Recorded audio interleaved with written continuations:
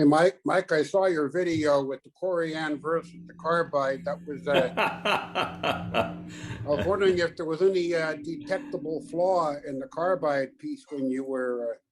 I don't know. I had several people chimed in that said that I should have been using it as a negative rake, but since two corners broke, I don't know whether to contribute it to the carbide, since I was using it in the manner that they normally say use the carbide. I don't think I was always being that aggressive. I think it might have been cheap carbide. Well, I know it's cheap carbide. It's made in China. Now, what the difference is between a cheap carbide and, say, a more expensive one, the Easy Wood, I'm not sure, but I suspect there is a difference. You could talk to Hunter at whatever the tool company is, and he'll talk your ear off on that point. I spent the last part of my career working on carbide coatings for rolling mills and other things, and the volume and the volume of differences and ways to mess up carbide is phenomenal. But yeah, I saw somebody at a wood show that was selling router bits that gave a 30-minute presentation. And they described that process of reconstituting it, and it's like these ones that are free replacements. It's because they make it out of cheap carbide. It's cheaper for them to give you a free one and say, you know, they'll replace anything that breaks, and they just keep making really cheap ones. Good morning, everybody. Morning. 10 o'clock on Thursday morning, and this is Lancaster Area Woodturners Coffee Hour number 59. We've been doing this every Thursday morning, 10 o'clock for more than a year now. Quite a few of you guys have been here with us right from the beginning. Before we get on to entertainment for the morning, I got a couple of announcements. One is that I believe Ben can confirm that the club meeting space is now wired, including Ethernet, so we can get our equipment up and working. And if we are successful in that in the next couple of days, we'll do a demo at our club meeting on Tuesday night. Yeah, it's all ready, John. Perfect. I'm going over this afternoon. In fact, as soon as we get off of this. We also have offered to AAW to do coffee hour for whoever wants to attend during their two-day symposium in July 17th to 18th. They've taken under advisement. They've almost said no, but they haven't quite said no. If they say yes, we'll get a listing in their program and we'll deal with whoever shows up. If they say no, we'll just do it ourselves. I mean, I intend to be here an hour before the official program starts, and I will do my best to marshal up guests of the day. And we'll have our regular coffee clutch on 2 irregular days to participate in the symposium. I guess by way of that, I'm encouraging you all to register. It's only $45. One other thing is we practiced last week, raise hand. Do you guys see where raise hand is on your screen? yes, It's under reactions. And it's the first thing under reactions. And now what happens if you click raise hand is your picture pops up to the top of my screen, so I can't miss it. So we're introducing this as a concept that you can try on for size and see if you like it, as an alternative to just waiting until there's a brief pause and jumping in to talk, which we all are habituated to doing, and we'll be fine with that. But I'm trying to introduce you to raise hand because it's a little gentler and it makes sure you get recognized as opposed to talked over and not recognized. And with that, I think, let me see, who won? I've got an agenda of things that are ready to show. I don't know that I've got everybody. If there's anybody on screen who wants to do something today who hasn't already talked to me, would you raise hand and let me know? I see Jeff Carroll probably wants to show something. Kai has a video. Roy Johnson has some stuff. Okay, I'm going to hold on to that list for later in the hour, because right now I think we have an unusual special guest, and his name is Leo Doyle, and he lives in California, and I'm going to give Ernie the screen to introduce Leo. Yes, Leo is a very long and dear friend of mine. We've not only we're on the founding board of the AAW together, we've visited every summer Leo generally has vacationed in the Thousand Islands. He usually stops here on his way through. We go up there and stay at his cottage with him often. And so I've known him over a long period of time.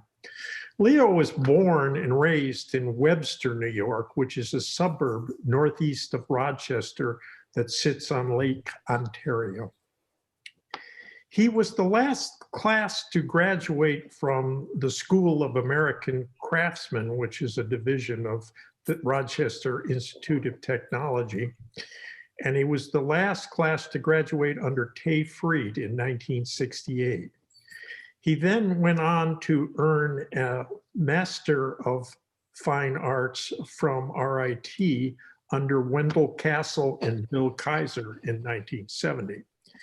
He was on the founding board of the AAW. And I have previously shown you this very cool little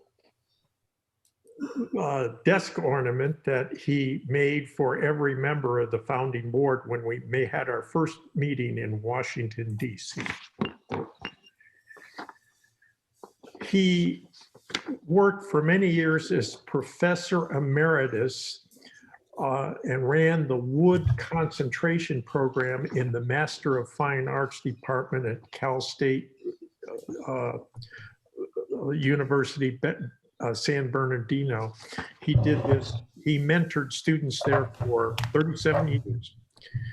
He is I think, a master at creating art furniture and art pieces that have a puckish, good humor with exceptional workmanship.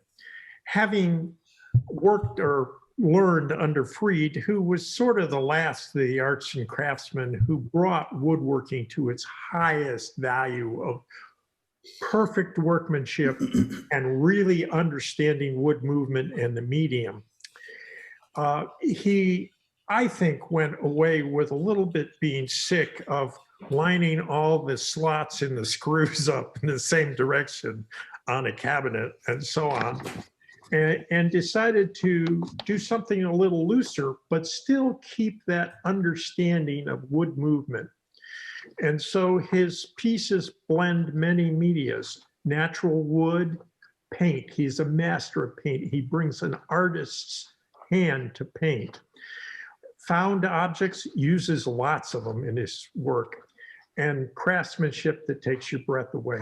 So Leo, tell us about what you've been doing lately. And oh, one further piece is a piece that sits in our hallway, is a little table, really, has Leo Doyle on the bottom of it. No date that's, oh, 89. He made this in 89. It's What, not 1889? been in our hallway ever since. Gossamer legs. You can put a lot of weight on it and it doesn't fail. Now you're scaring me. Well, your turn to talk and show pictures of hold up work. Well, look, I thought I'd be extemporaneous about my talk today. There's an awful lot of territory to cover if I had to give a synopsis of everything that I've done for since the late 60s.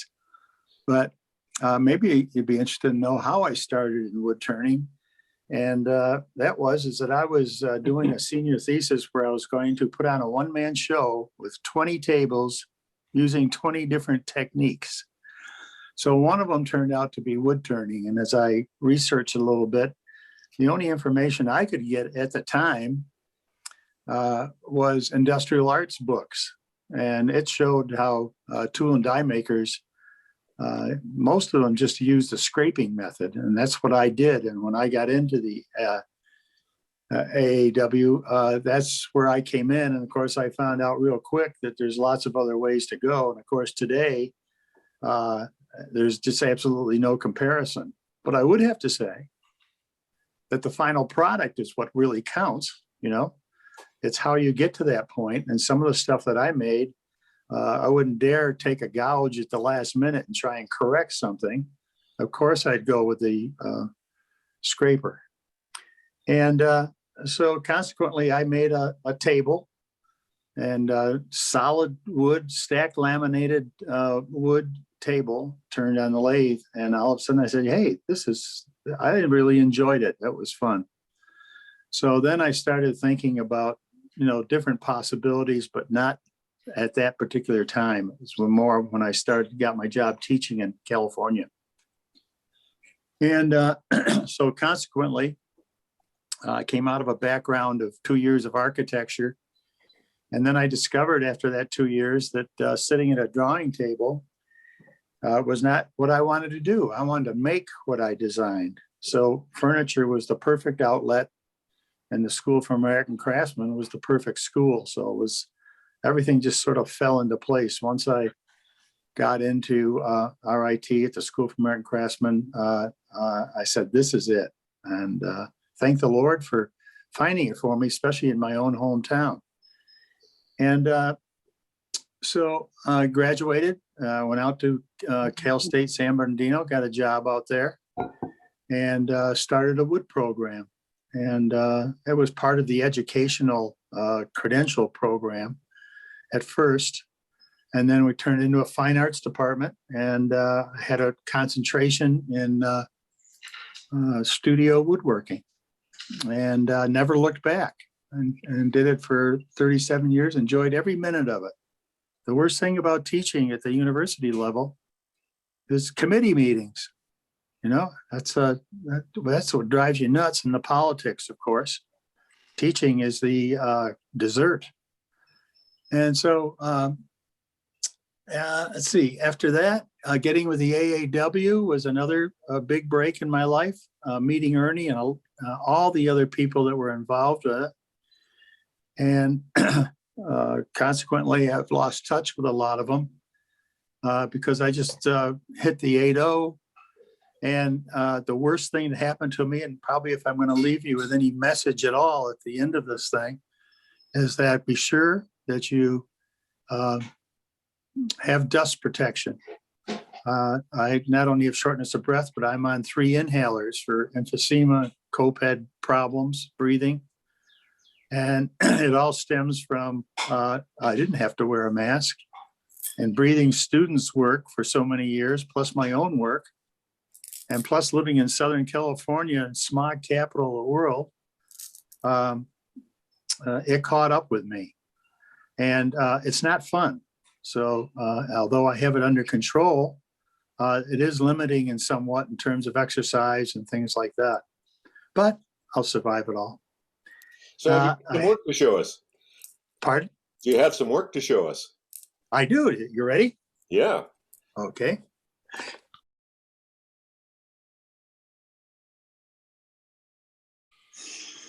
This is a jewelry box.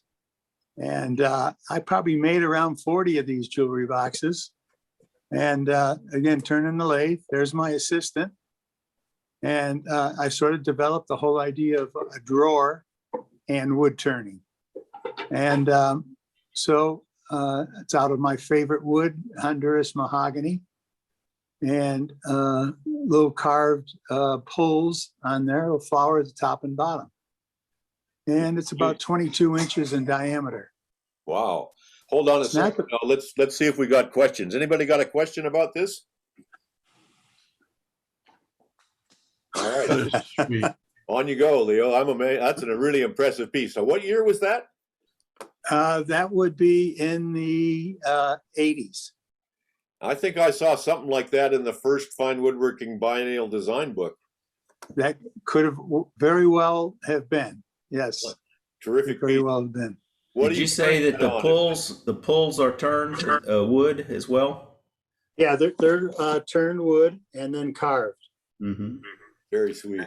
With a little piece of ebony in for the center part there. And what's the yellow insert there? That is when I turn it, I recess it, and then I cover a piece of masonite with suede. Okay. And then that fits down in, nice tight fit. And the drawer is also, once I pull that blank out, I turn it as a solid piece of wood. And once I pull that out, then I turn that as well. And then the little holes obviously are for rings or earrings and stuff like that. Okay, so, what lathe are you working on? If you can turn 22-inch diameter. well, at my school, I had a student make me one so that I could turn up to 24 inches on the inboard. I tried the outboard, but we didn't have proper stand and all the rest of that stuff. It just didn't, it just wasn't in our vocabulary at the time, Now, God, you can do almost anything. Now He made it large enough to do that. I got a raised hand here from Judy Stone. You got a question, Judy? Yeah, can you tell us a little bit more about how you did the drawer, please? The drawer is, think of it as a solid piece of wood. And then I glue up on a top and a bottom to two sides. So there's 4 pieces surrounding that blank piece of wood, which is the drawer. And I put wax on there, but I don't wipe the wax off. It uses it as a friction, and I've never had a drawer fly out. And I would turn the shape, and then I take a thick felt and a mallet and knock that blank out.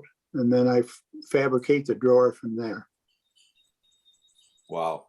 Does that answer your question? Well, not entirely. So how many pieces go into this final piece? Well, there's the top piece, 2 side pieces, and the bottom piece. Then the middle piece is the drawer. But I do take it out of one piece of wood and cut it one after the other so most of the grain will match. But you're And also when I you're using a wood that doesn't have a strong grain pattern also. Well, it's Honduras mahogany, and I don't know, some is strong grain, some isn't. This was more straight grain, I'll admit, easier to deal with in the long run in terms of warping and stuff like that. And then the lid is just is another piece of wood, same thing. Pretty Now, the amazing. reason- Thank you. Pardon? I said thank you. It's pretty amazing. Okay, thank you very much. I got a raise hand from Barry also. Barry, you got a question? Oh, sure. I'm wondering, could we see the backside, how the 4th piece, if you will, behind the drawer was put in? That was done. That's what I do is I would bandsaw the same curve and then taper the edges and then just glue it back in to the back. And once I got the drawer out, I'd make the back piece from the turning and then glue that in. Okay, Okay. thank you. Very clever. And here's a table. This I call the hors d'oeuvre table. And it's made out of purple heart and oak. And I've had this around for a long time. But it functions well, and it's always fun to bring it out to a group as a piece. Put together a lot of pieces of furniture type turnings with double-ended screws, so the thing still comes apart. Very clever. The design on top, I actually drilled holes of different sizes. So you can put toothpicks and skewers like with shrimp and pineapples on it? Exactly. You can do anything you want, but I did mostly cheese and olives. Very clever. Okay. Now, Ernie upstaged me with, this is the first one that I ever did of my little tripod table. And this particular one is made out of sugar pine and maple. I painted the maple black. One of the neat things about it, and let me see if I can get down, is that the curve of the bottom forms the angle for the legs. And so that made it pretty convenient. And so I made quite a few of those and gave those away as gifts. But I'll admit that I had a write-up on this particular piece in Boston Globe, or whatever the name of the newspaper was. And they panned it for not being able to support anybody's weight. And of course, my argument was that when you see the pointed feet like this, nobody should sit on it. Your brain would tell you, don't sit on this table. But I put those pointed feet on there so it would be stable in a rug. Okay, now here's another jewelry box. This is when I did a series of painted boxes using twigs. So are those twigs glued around the edge of the turning, and can you open the door? I sit down at a belt sander and just flatten a little bit of them and then glue them on. So let me pull a drawer out here. This will give you a better look. Nice. So that worked out pretty well. And then here's the lid. Very nice. Thank you. The bird, the story behind the bird is pretty, it goes back to, I took a sabbatical leave to study folk art in Nova Scotia. And there's these three brothers that made furniture, and they were very popular stuff. It was very crude, but very popular, lively, painted, and everything else like that. And I really enjoyed it. But I remember one of the brothers saying that, he says, I had a rocking chair in a show and nobody bought it. He says, what I did was I threw a bird on it and I sold it the next day. So I got two great hands here. We're going to do a couple of questions. Mike Peace, you got a question? Yeah, so if I understand, going back to the drawer, essentially it's cut out like a bandsaw box. Is that correct? Yeah, pretty much. Okay, I got it now. Except that the edges, see, the bottom part of this particular jewelry box, the bottom part was fabricated. The only parts that I turned were the top part and the lid. But this bottom part was all fabricated and then just bandsawed. You're absolutely right. Okay, got another question from Barry. Sure. Yeah, I was curious about when I first saw it appear on the camera, I thought you had like a dull metallic finish. Can you just say a few words about the finish on that? Yeah, the finish is light green and then a crackle finish when crackle was popular, and then the dark green on top. So then the light green came through. The fact the color of the drawer is the original paint. Then the paint on top is a darker green, but then the light green came through when the paint crackled. Very nice. Okay. And does the lid on this one lift off like the other one? Yes. Uh-huh. Oh, okay. Like that. Oh, all right. Brilliant stuff. Okay. Now, okay, more. Well, this was the first piece that I made. It looks like something out of 1945, came out of an airplane. But this was the first piece I did with drawers. And I keep it around because it was a turning point, one of the turning points of my work. I have a couple of the pieces here that were turning points in my work. So this one, again, were pieces, and I called it a ring chest. So in here, you can see I drill a hole in, then a hole up from the bottom, and that's how you can go in and use that to pull it in and out. Now these, I didn't put a back on this because, again, I was at the beginning stages, seeing what's going on. So you have to adjust it back to normal. We've lost the picture here. Yeah, now you're back to it. Yeah. Okay, now a little stiller if you can. It makes us a little bit seasick. I got another question from Mike Peace. Okay. No, mine was answered. I should have lowered that. Okay. Okay, that's out of walnut, that piece there. And what's the blue glowing thing underneath it? Well, I refreshed it with some furniture oil, and then my wife didn't want me to mess up the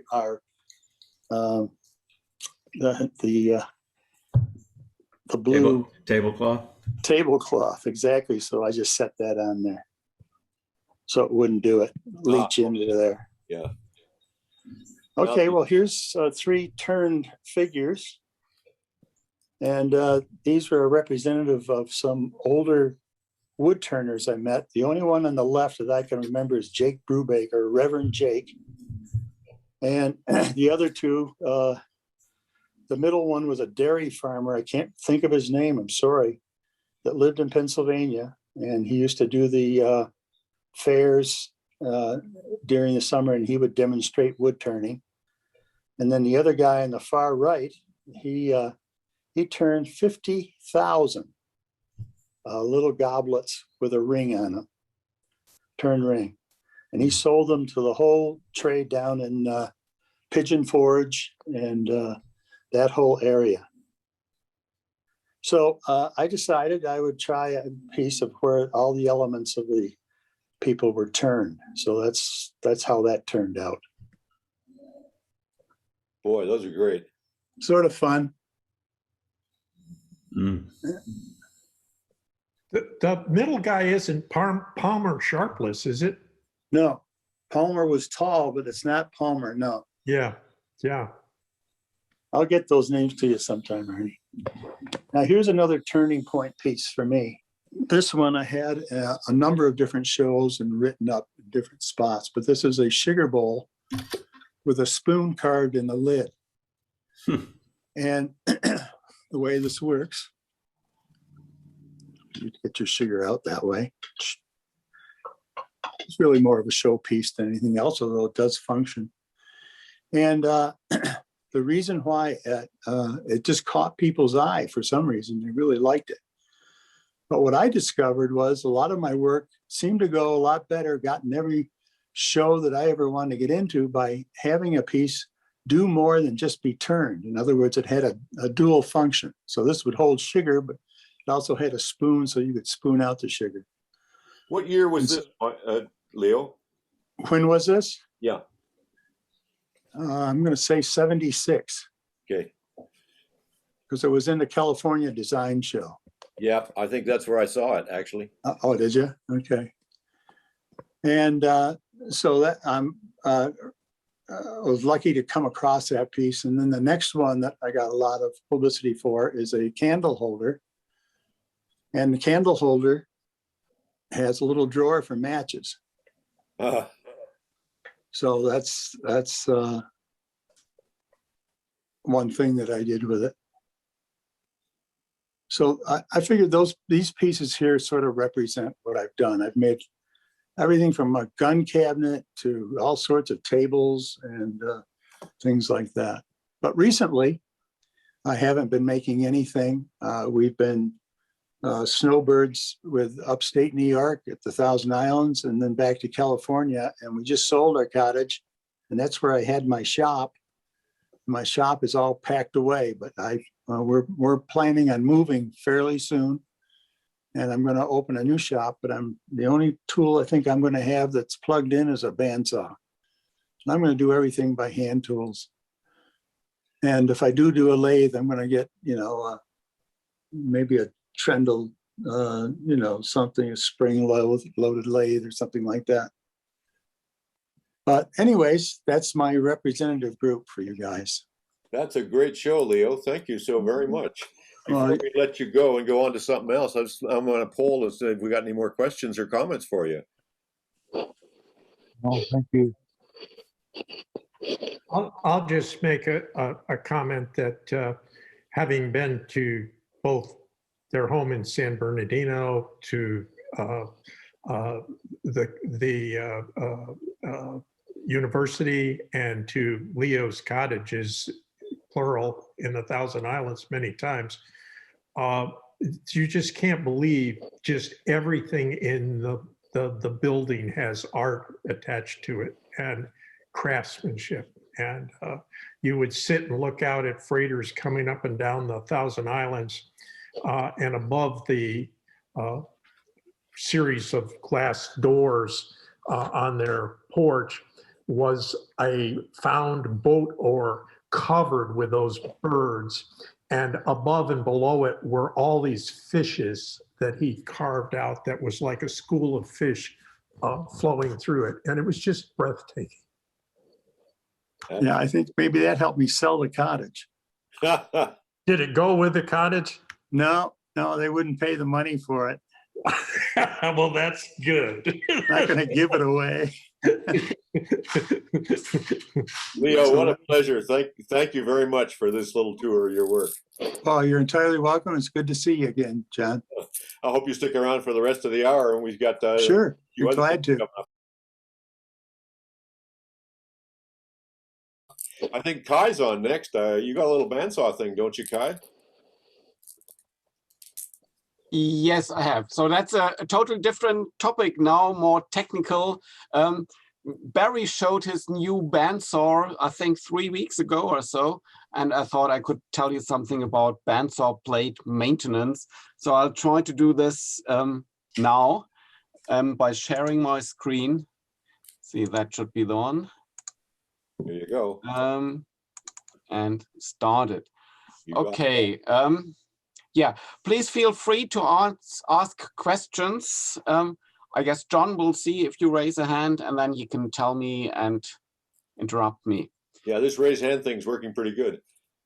Yeah, it's also good for me. I never want to interrupt people when they are talking, and I always fear when I start talking, someone else will be talking as well. So it's good to raise a hand, and then you know it's your turn. So I like that feature as well. Yeah. We had a discussion in our club why bandsaw blades do not cut straight, especially along the face. And I added any more because I kind of assume your bandsaw is set up properly, the guides are in the right position, and the blade tension is right and stuff like this. But then at a certain point, it doesn't want to cut straight anymore. And there might be several reasons for that. One is that the blade is dirty. Another thing might be that the teeth of the bandsaw blade are not set correctly anymore. And the reason for that can be that there was too much blade tension, or the blade is in the wrong position on the wheel, and then the teeth are pressed to one side and you don't have the left-right setting anymore. And the teeth can be blunt, or maybe teeth are damaged, or the blade itself is damaged by fractures in the blade. So that are several reasons, but for me, one of the most common reasons is that the blade is dirty or that the teeth are blunt. And I want to deal with these two now. So just go on. When I cut wet wood, it often happens that some of the sawdust and the sap collect at the tip of the teeth. And then it builds up, especially on the side where the blade is on the bandsaw wheel, because somehow the sawdust is pressed into the sap that adheres to the bandsaw blade. And if that happens, a blade cannot cut straight anymore, and it cannot transport the shavings out of the saw cut correctly anymore. So that won't work. So what you are after is a clean blade like this. And this one has got 4 teeth per inch, and my blades have 173 inches in length. So filing these by hand is quite a lot of work. Right, cleaning. I fold the blade and put it into water and soak it in water. And I don't know, do you call these plant coasters, which go under plants? Yep. Yeah. So I bought one of these big plant coasters, 22 inches in diameter. I fold the blade and then put it in and cover it totally with water. And if you leave it in there for 30 minutes, it won't start rusting or something like that. It's no problem. And sometimes 50 minutes will do. It depends on how much buildup you have on the plate and what kind of wood it is. And then I take a brass wire brush, and you have to make sure really to have brass bristles and not metal iron bristles that are brass coated. So it should be brass bristles, or maybe plastic bristles would work as well. And then I just scrub the dirt away from the plate by putting it on a piece of wood, and then I still have it folded, and then kind of move it on a little bit, and I can always do this area and this area, then I move it on a little bit, and then I do the next bit that's on the base piece of wood. After cleaning one side, I kind of turn the plate in itself so that the inside of the plate is on the outside now, and fold it again, and then I can clean the other side. And after cleaning both sides, the plate is really clean. And what I like about this method is that you don't need oven cleaner or another kind of cleaner, just plain water, and sometimes soaking it in the plain water will have the desired effect. So, and let me see if there's any questions. Anybody got a question at this point? All right, carry on. Thank you. Okay. Often after cleaning, the plates cut straight again and cut nicely again, so I don't have to sharpen them. It's just the cleaning that will help to have a proper working bandsaw blade again. Okay, so after this, I check the plate. This one, for example, had a fracture here, and you shouldn't use plates anymore that have fractures because they can break easily, and then that can be dangerous while working on the bandsaw for you. So sort these plates out. Okay, then the next step is setting the teeth. I hope you can see it a little bit in this photo that the teeth are set into alternate directions. This one is set down, this is up, down, up, down. So, and the reason why the teeth need setting is that the bandsaw blade has the same width all the way through. And by setting the teeth, the cut will get a little bit wider than the body of the bandsaw blade, and then the blade can pass easily through the wood, as you set other saws as well. I got a question from Doug. Doug, you want to ask? Yeah. Yeah, you mentioned about throwing the blades away. Do you cut the blades up ever to use them for like stands for painting on? I've heard people doing that, you know, you cut the blade into length and then put the teeth up, so you've actually got pointies for setting your wood on for painting or varnishing. I haven't tried that yet, but that's a good idea for recycling. I always like to keep stuff and not throw it away. Yeah, I'll try that. Thank you, Doug. So, okay, then the teeth need to be set. And I bought this little appliance on eBay. I think it's from the 60s, 70s sometime. It's got two little hammers here, and they will alternate one tooth with one hammer, and then the other tooth comes, the other hammer comes and sets the next tooth in the other direction. So you get alternate settings of the teeth, and this thing moves the blade forward. Here's a close-up. You can see the two hammers for setting the teeth, and that's the catch that moves the blade forward. And so here, you just turn the crank and the blade goes through and gets set? Yeah, yeah. And this is a hold down, because when the blade is moved forward, this vise opens a little bit, the blade is moved forward, and then it clamps the blade again. And so that the blade doesn't jump out of the vise, you need this hold down to keep the blade in position. And that's also the reason why you have to do the setting first before you do the sharpening, because this kind of pushes onto the tips of the blade, and that will make it blunt again. So first you have to do the setting. And I've got and that's the whole setup. So that's my bandsaw blade here, and that's the setting appliance. And I've got a film as well to show you how it works very quick.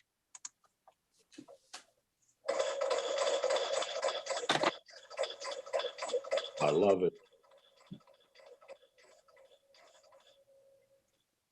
Okay, I thought the mechanical engineers like Ernie would like something like that. So Fantastic. okay, and that works pretty nicely. So the next step is sharpening the teeth, and I bought this also from the 50s or 60s, a filing machine made by a company called Vollmer. Here you can read it. And the file moves forward and backward, and then again, a catch pushes the blade forward and it's sharpened automatically. It takes about 7 minutes from the length of my blade for one round. Sometimes I have to do 2 or 3. So it's not a very efficient method if you consider what you have to pay for the hour nowadays. And that's why people buy blades that are hardened in the teeth and then they throw them away when they are blunt again. But I think that's nice, sustainable thing to sharpen your bandsaw blades, and it can also be only be done with blades that are not hardened in the teeth. So a blade that is hardened in the teeth cannot be filed. Yeah, Barry. Yeah, when you showed the close-up of your blade, the teeth appeared to have no hook, whether they had a hook at the beginning or not. But I'm wondering, does this filing machine allow you to file with the hook on the tooth? Yes. The shape of, oh, I have to go back, see whether I can do that, whether I find it again. Oh, here, that's about the shape I do with the filing machine. And it has got a little angle here of about 10 degrees. And I read that this is okay for cutting, for resawing, if you want to have a straight cut along the fence. Is that what you call a hook here? Yeah, like on a new blade with hook, the hook extends all the way down to where the radius of the gullet begins. And I was just wondering if your filing machine, if it can be set so that it comes in, you know, on an angle to create the hook, or does the file drop straight down and therefore it would just like sharpen the point, but each sharpening would reduce the hook. Yeah. So what you're after is a hook shape that is more like this, exaggerated. Is that right? Yeah. Some of them, the tooth just to the right of where your pointer is, appears to have more hook than the one that you're pointing to. Yeah. Okay. Yeah. Might be. So as I said, the angle is about 10 degrees here. You could file more of a hook by kind of turning the file around a little bit more. I try to sharpen this part of the tooth and also this part in one go. So I try to set the files that it fits exactly into there, and then with one go, this is filed and this is filed as well.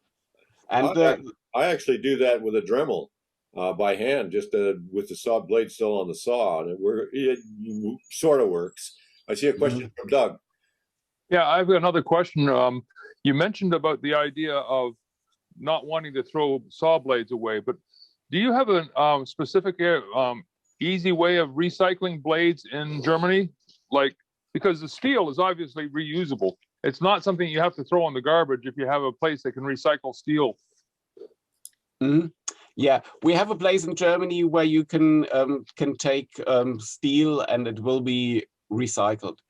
But then again, this needs more energy than sharpening the blade again. So I think the sharpening is the better way if it's possible.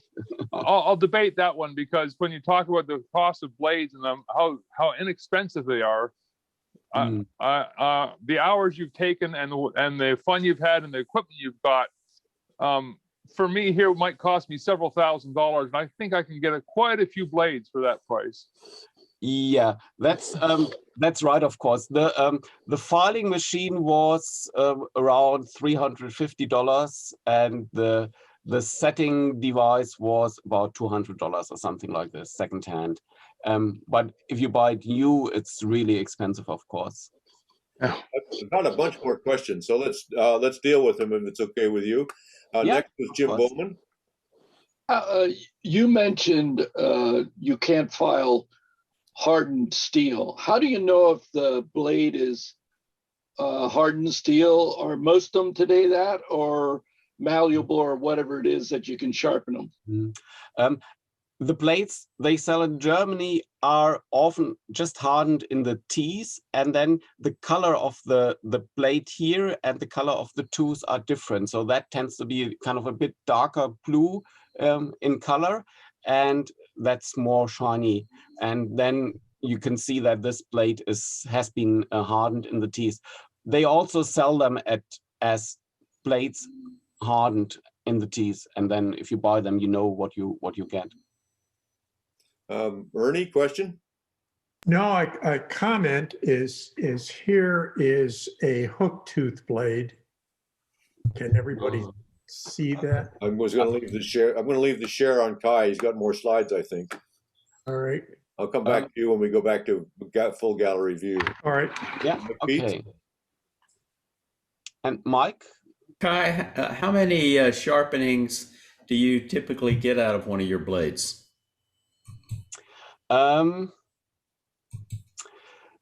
Difficult to say. Maybe 20. It depends whether the blade breaks before it gets smaller and smaller and smaller. Theoretically, I could kind of sharpen it until it is only a quarter of an inch or something like that wide, but often I get little cracks here. It doesn't happen that often anymore because now I know how to tension the blade in my my bandsaw, and I'm more careful, and the blades last longer. Also, I learned a little bit more about the filing process. The filing machine that I have is quite old, and the setting is quite difficult to get it right. But now I think I know how to do it, and then I've got 10 plates with the same hook design or same tooth design.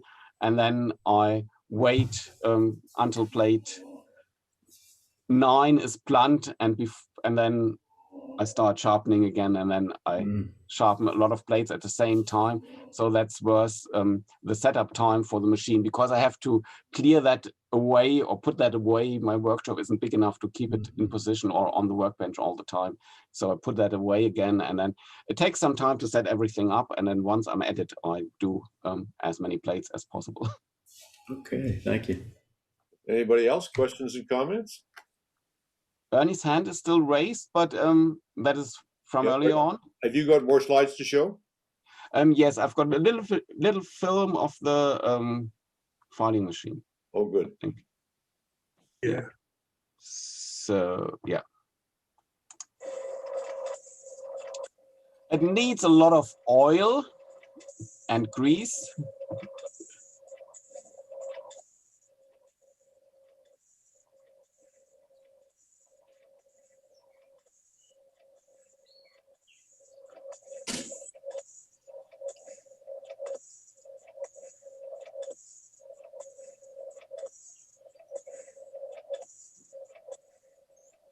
I suspect, Kai, that your interest in this is as much the fascination with the gizmos as anything else.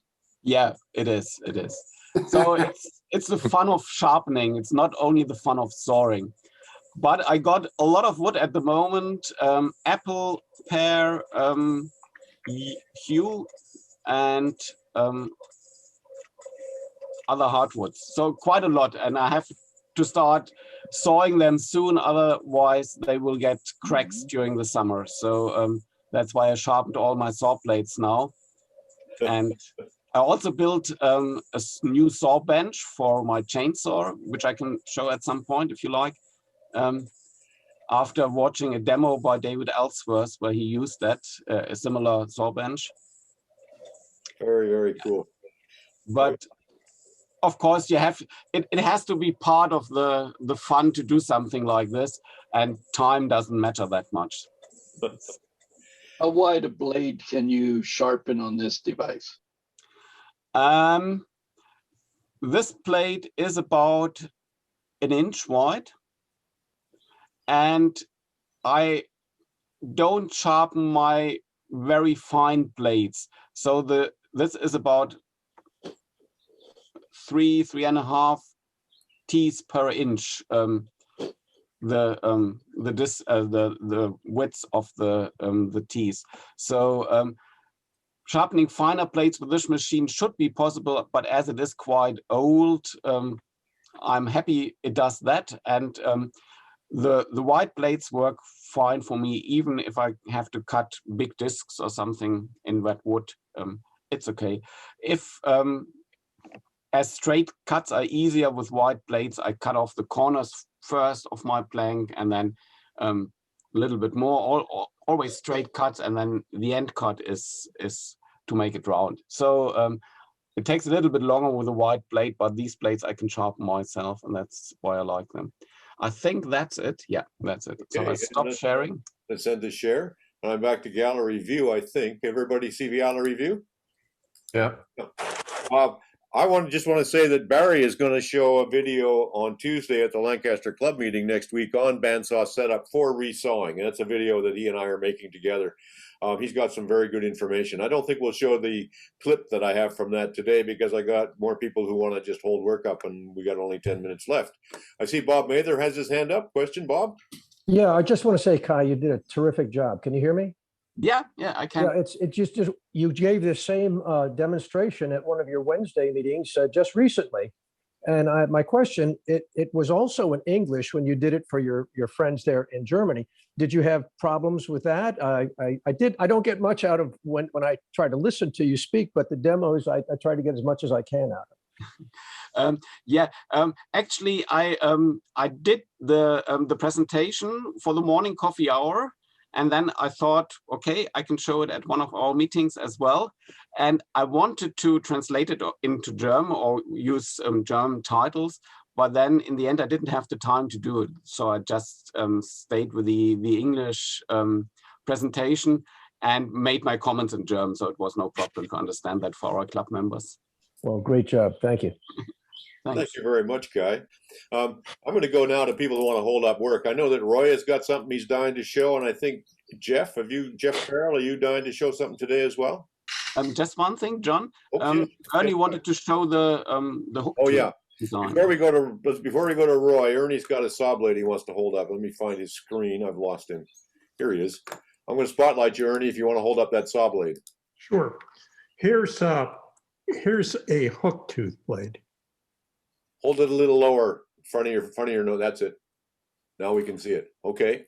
Okay. So the design of the hook is it's a bit round, and there's a standard blade. Yeah, I see the difference. Yeah. Okay. With the hook tooth, it's more round. I can't file this this round shape in the bottom because my file is straight there. It's a triangular file, so I only can file with this triangular file. You could put a chainsaw file in there, could you not? I could try, yeah. I think most of the blades today are not filed anyway. They use grindstones to grind the teeth and not to file them anymore. And that's the reason I think why they can do other shapes than I can do.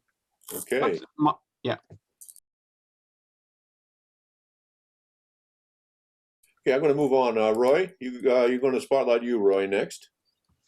Okay, this is the 5th big bowl that I've made. I have a 6th one in process, but it's just using poplar and that were inch thick stuff, and people have loved them and want more. So I'm getting tired of making them. Nice piece. That it from you today? Yep. Okay. Alan Miller's got his hand up. Yes, a question for Roy. How big is that bowl? 11 1/4 inches in diameter, 6 inches high. Okay. Can we see the inside again? I thought I saw a finger joint on it. Let me see if I can get it. Yeah, I see a finger joint in there too. Well, here. Yeah. I mean, because this is all, it came from scraps from the local lumber yard and just cutoffs. And they were, you know, every Friday they make a fellows in the shop make a trip over there and come back with a lot more wood. So the finger joint was in the wood you got. You didn't do the finger joint. Oh yeah. Yeah. Yeah.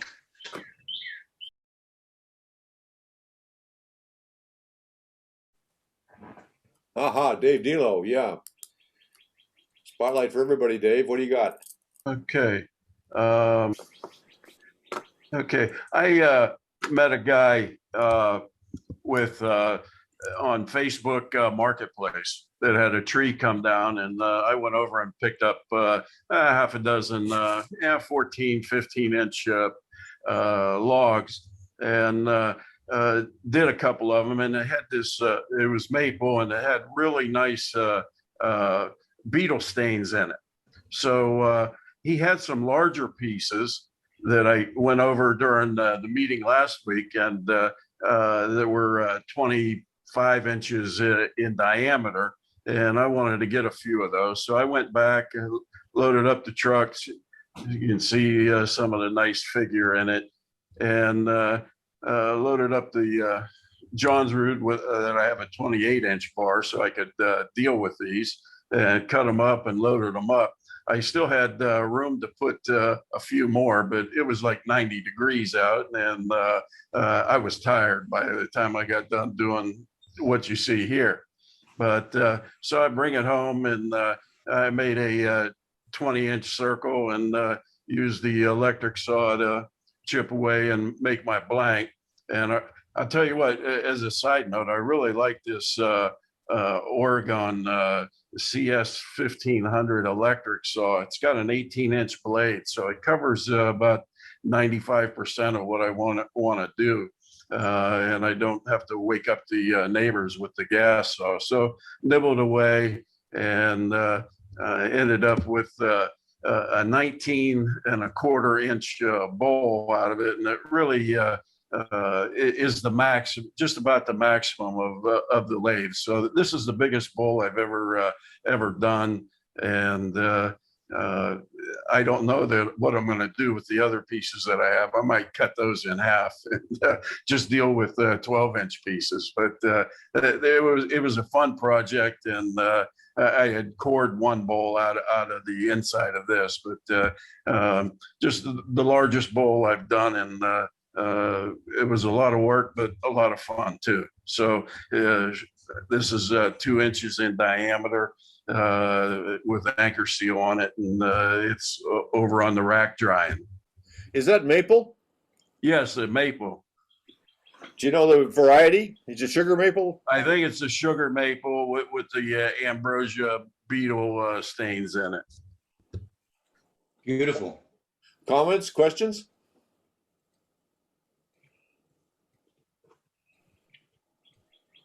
How long did it take you to turn that? I always found with large pieces, it takes an inordinately long time to excavate them.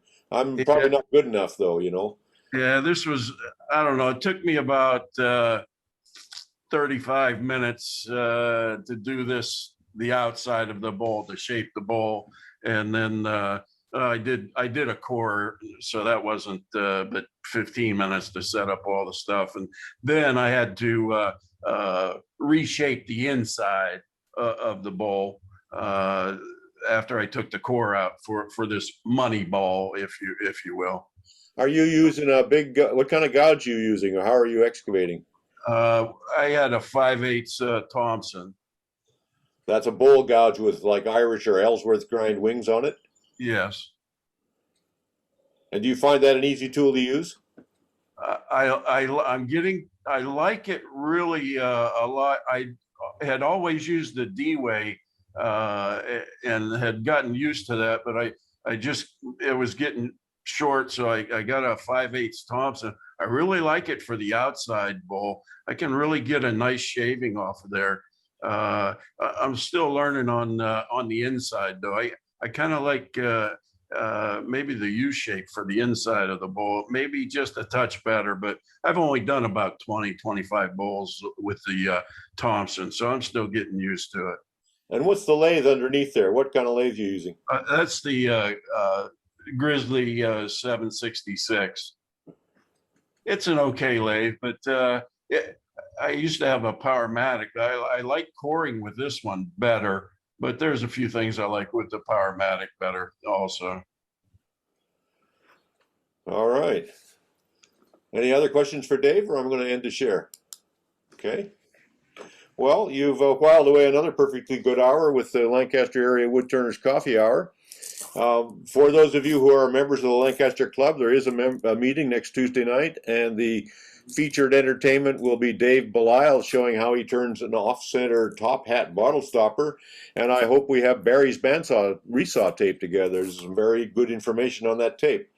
So that's coming up next week, and we'll be back, of course, next Thursday morning at 10 o'clock.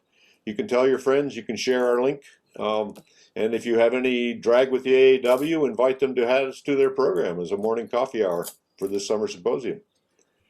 Thank you all very much. Thank you very much. Thanks, John. Thank you. Thanks, John. See you all later.